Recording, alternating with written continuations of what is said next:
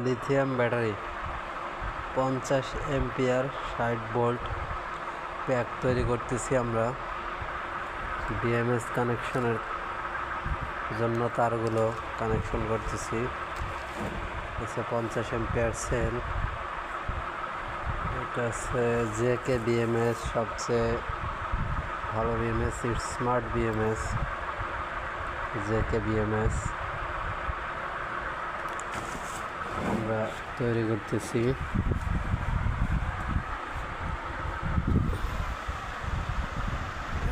সেলগুলো আমাদের খোলা সেলগুলো একবারে নিউ কন্ডিশন, ফ্রেশ।